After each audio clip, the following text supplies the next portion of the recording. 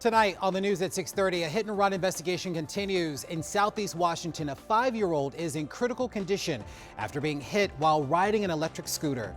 Thanks for joining us. I'm Larry Miller. That is our top story tonight. That crash happened Friday night. Police say that a dark blue Nissan traveling at a high rate of speed hit that child and then took off. Police are looking for the driver of that Nissan with Virginia license plate TAK 9548. Again, that's TAK 9548. Sarah Robinson was in Southeast Washington and has more on an alarming trend in the metro. This is the second tragic incident involving a child on an e-scooter that has happened in our area just this week.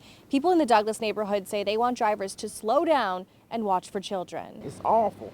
Olivia Johns lives near the 5-year-old boy who has been fighting for his life since Friday evening. He's a nice little boy. He's, in the neighborhood every day playing with the rest of the kids. The child was riding a children's electric scooter. According to D.C. police, a driver in a dark blue Nissan was traveling at a high rate of speed through a parking lot near Ridgecrest Court and 22nd Street Southeast when the car hit the boy and fled the scene. All I've heard is, what the neighborhood is saying, that he's in critical condition. John says she doesn't know the boy or his family well, but often saw him in the neighborhood.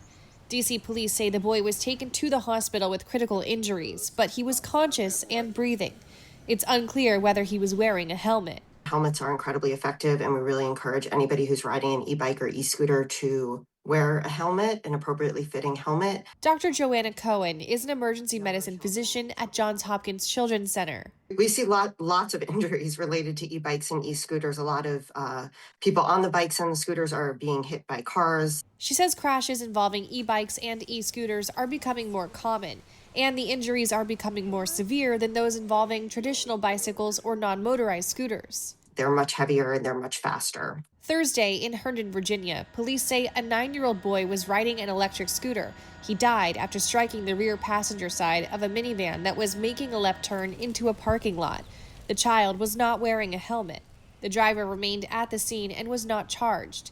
Back in Southeast D.C., John says the neighborhood is praying the little boy recovers. She also has a message for drivers.